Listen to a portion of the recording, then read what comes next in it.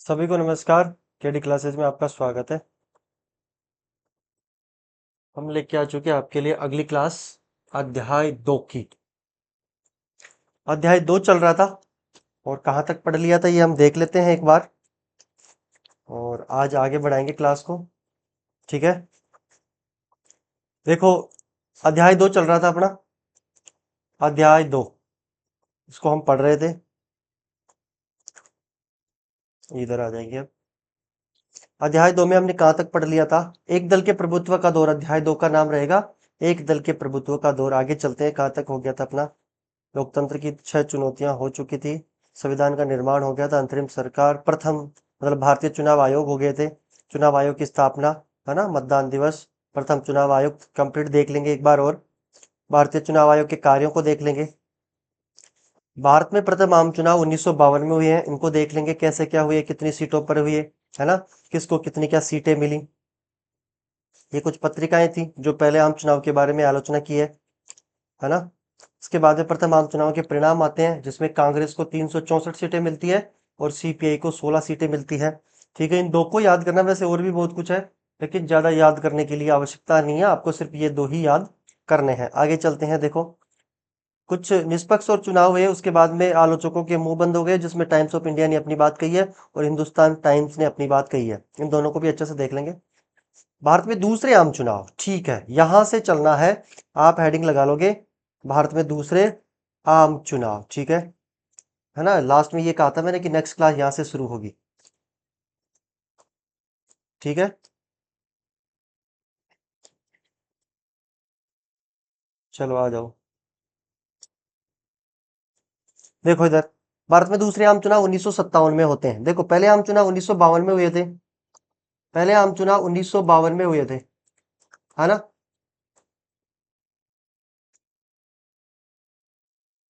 अब 5 वर्ष बाद में दूसरे आम चुनाव 1957 में हो रहे हैं। ठीक है, देखो इधर दूसरे आम चुनाव 1957 में, सीधा प्रश्न बनेगा दूसरे आम चुनाव कब हुए? 1957 में। तो देखो पहले इसको देख लेते हैं, भारत में दूसरे आम चुनाव 1957 में हुए, बस ये तो लाइन याद करनी है ना।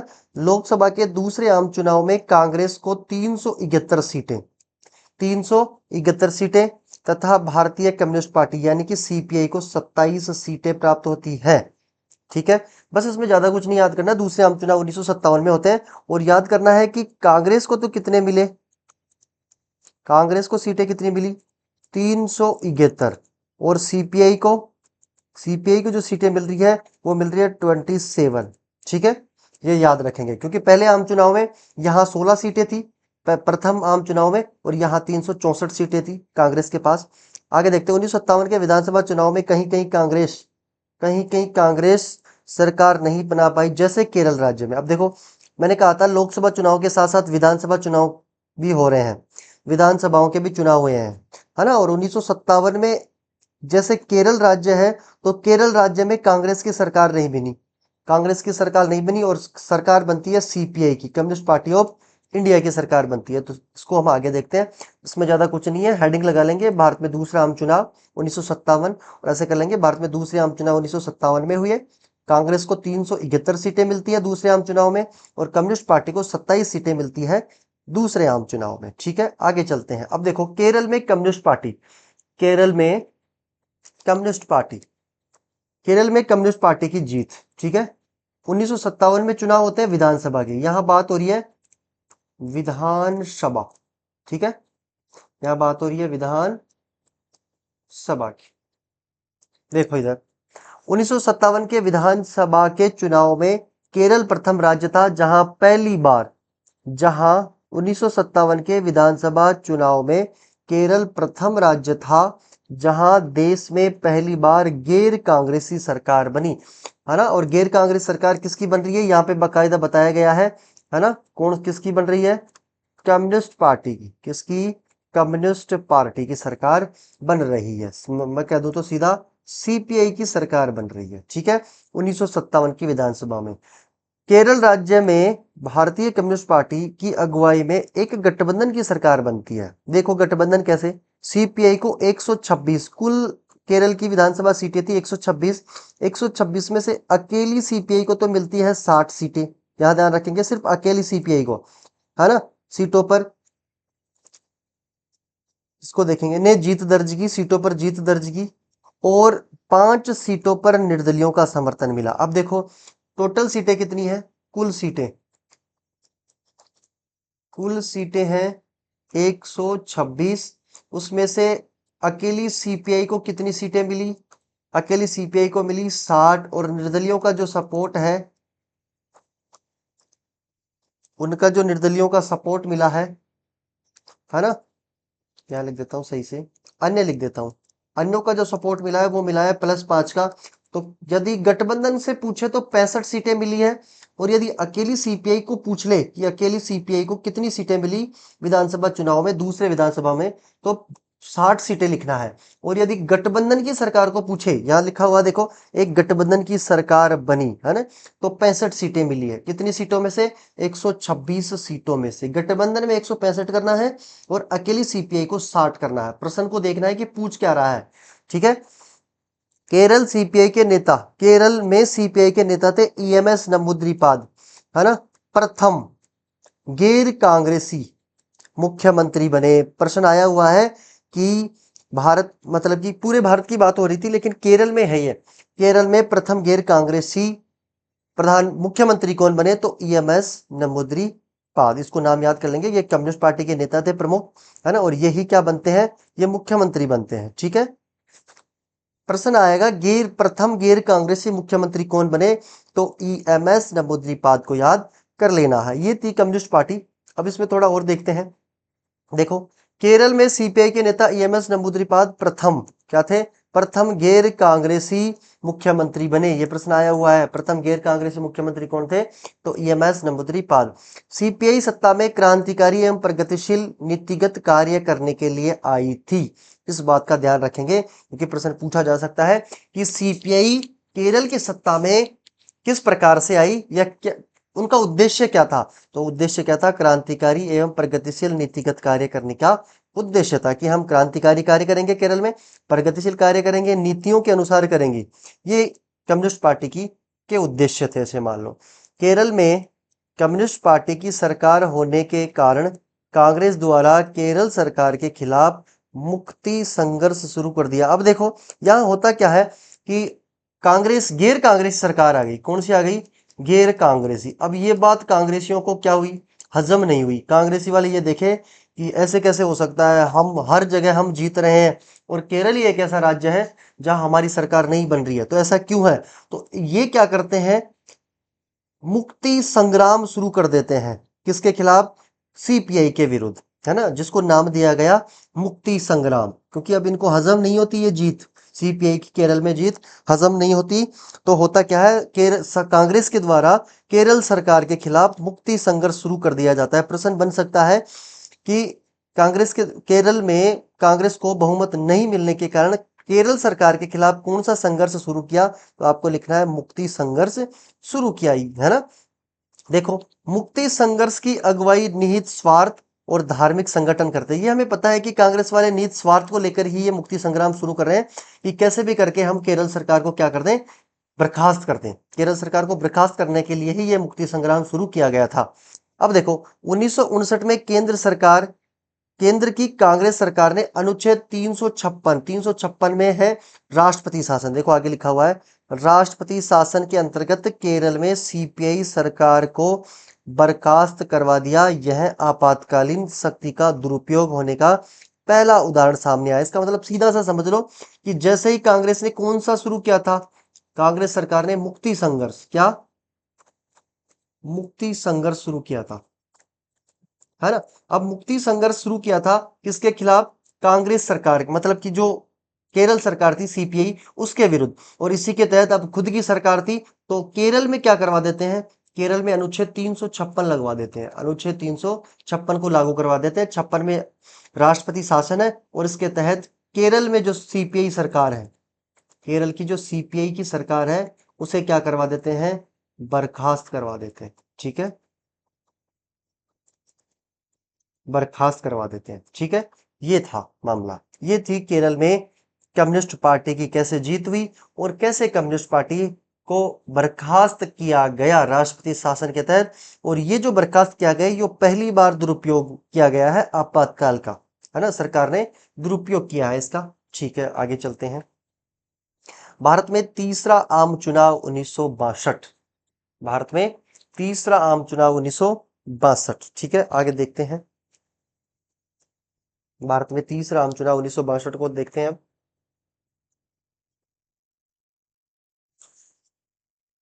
पहले आम चुनाव 1952 में।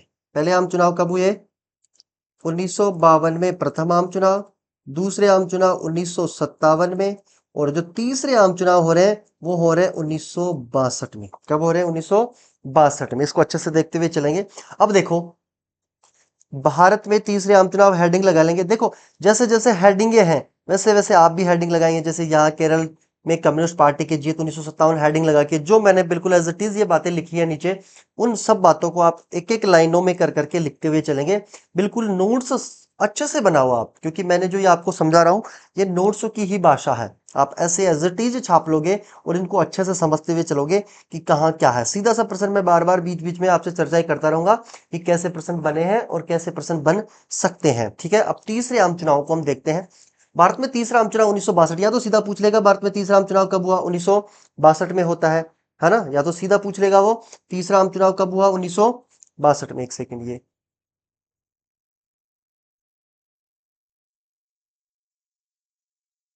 ठीक है, यहाँ आ जाएंगे वापस से।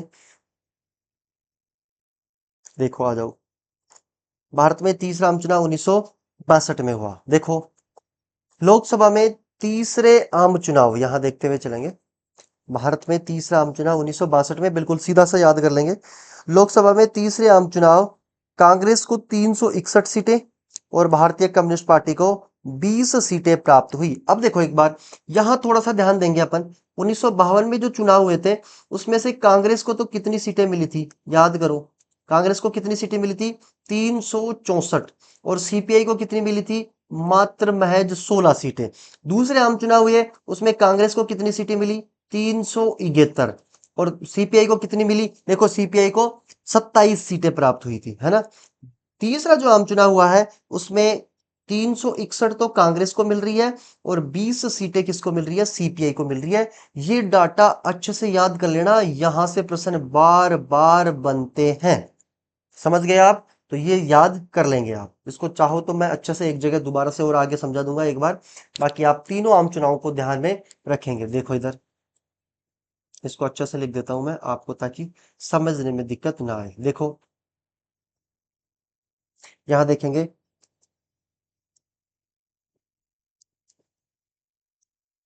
1952 में पहले आम चुनाव होते हैं जिसमें से कांग्रेस को कितनी सीटें मिलती है? कांग्रेस को सीटें मिलती है 300, थोड़ा सही से नहीं चल रहा, 364 सीटें। ठीक है, और सीपीआई को महज 16 सीटें। दूसरे आम चुनाव होते हैं 1957 में। कब? 1957 में, जिसमें कांग्रेस को कितनी मिलती है?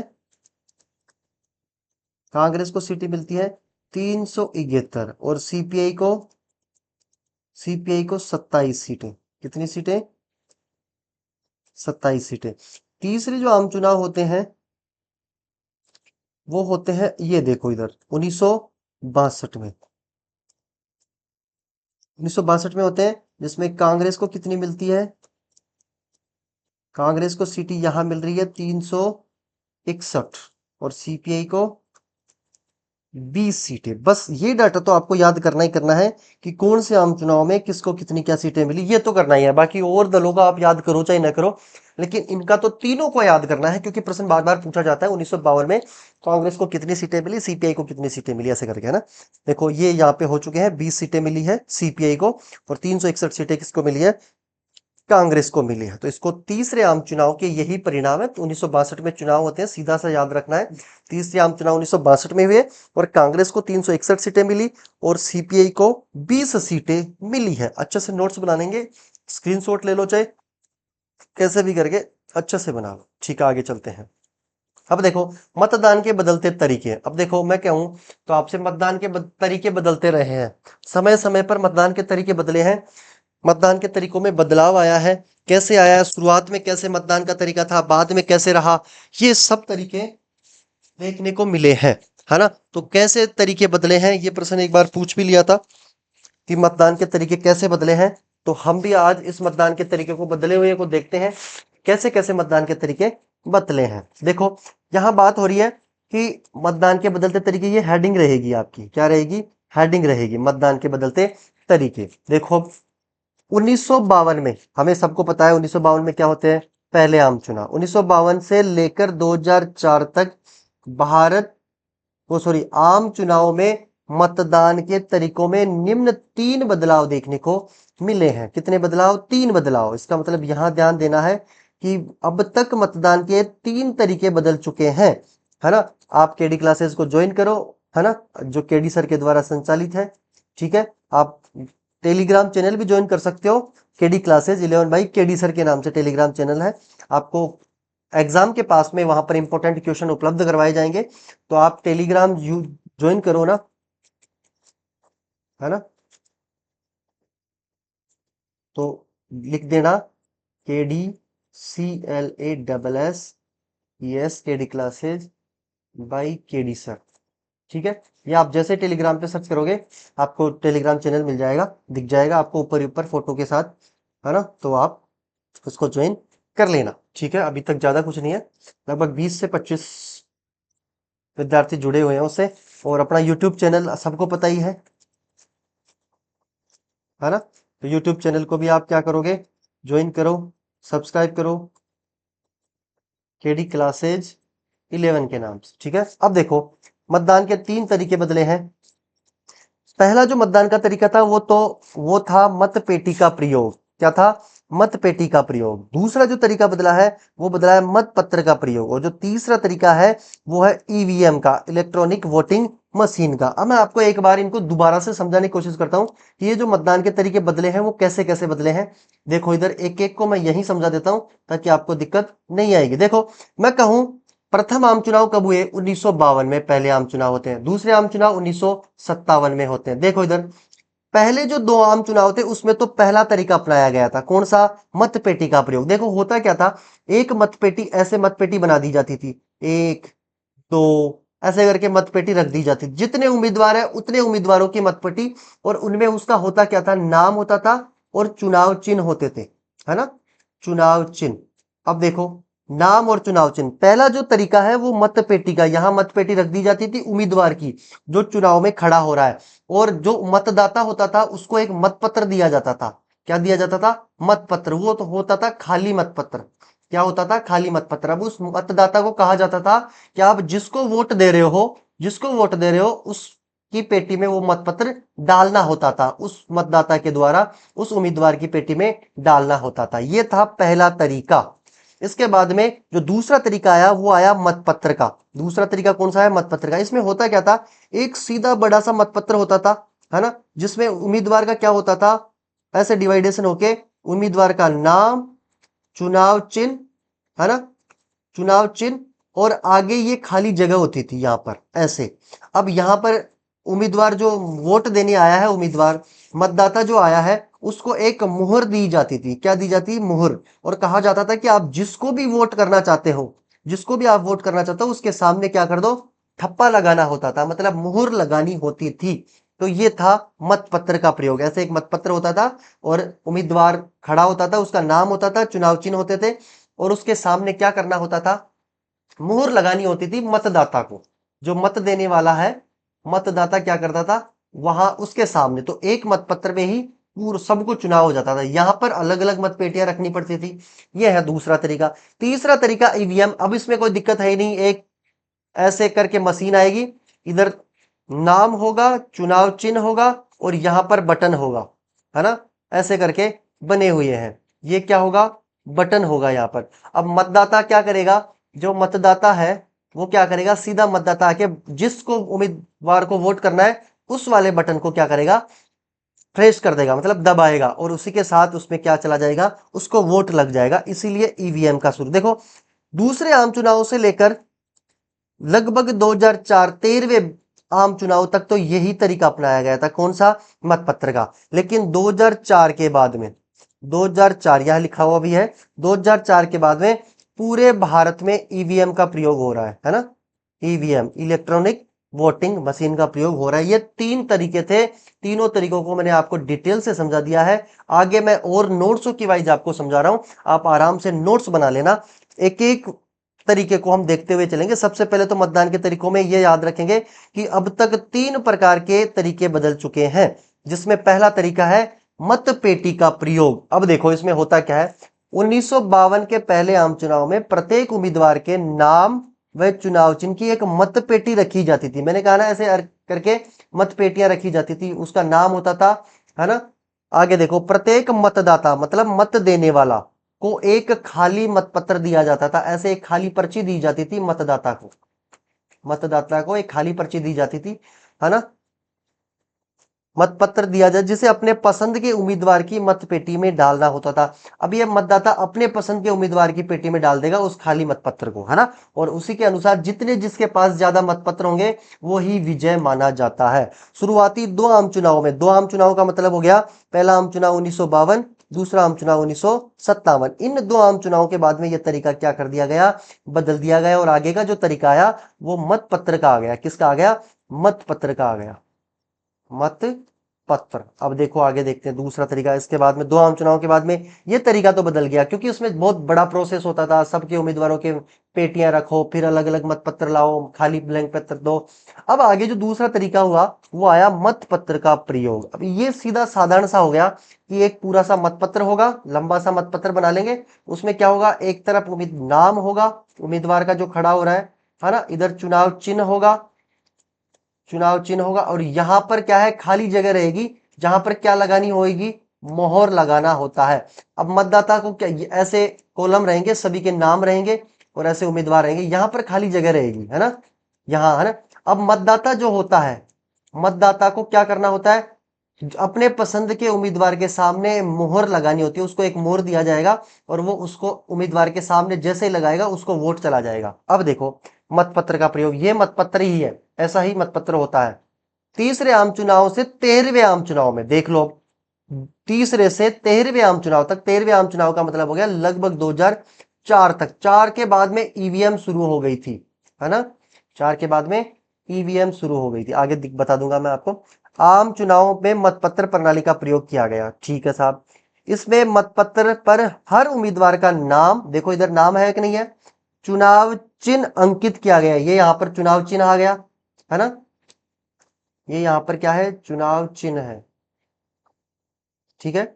चुनाव चिन्ह अंकित किया गया। मतपत्र पर मतदाता को, मतदाता होगा ये मत देने वाला, मतदाता को अपने पसंद के उम्मीदवार के नाम के आगे क्या लगानी होती है, मुहर लगानी होती है। ये देखो मतदाता जाएगा और क्या करेगा, अपने पसंद के उम्मीदवार के सामने मुहर लगाएगा और उसको वोट चला जाएगा। ये मतदान की दूसरी प्रणाली रही है, जो तीसरे आम चुनाव से लेकर 13वें आम चुनाव तक यही प्रणाली रही है। आगे चलते हैं।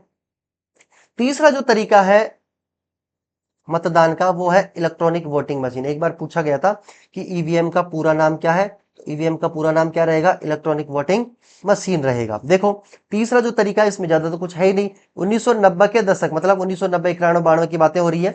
1990 के दशक के अंत में चुनाव आयोग ने इलेक्ट्रॉनिक वोटिंग मशीन यानी कि ईवीएम का प्रयोग शुरू कर दिया। इसमें मतदाता अपने पसंद के उम्मीदवार के सामने दिए गए बटन को दबाकर मतदान करता है। ऐसे एक मशीन आएगी और इधर नाम होगा, चुनाव चिन्ह होंगे, है ना, और यहां पर क्या रहेगा, बटन रहेगा। एक क्या रहेगा, बटन, उसको दबाना होता है और दबाने मात्र में ही वोट चला जाता है। 2004 के बाद में पूरे देश में ईवीएम का प्रयोग शुरू कर दिया है। इस बात का ध्यान रखेंगे, यह प्रश्न पूछा जा सकता है कि कब कब के बाद पूरे देश में ईवीएम का प्रयोग शुरू कर दिया गया है। देखो आगे चलते हैं। अन्य देशों में एक पार्टी प्रभुत्व है, अन्य देशों में एक पार्टी प्रभुत्व। देखो अपने यहां एक पार्टी जो प्रभुत्व रहा है वो तो किसका था, कांग्रेस का था। यस या नो, किसका था, कांग्रेस का था, किसका था, कांग्रेस का था। अब देखो इधर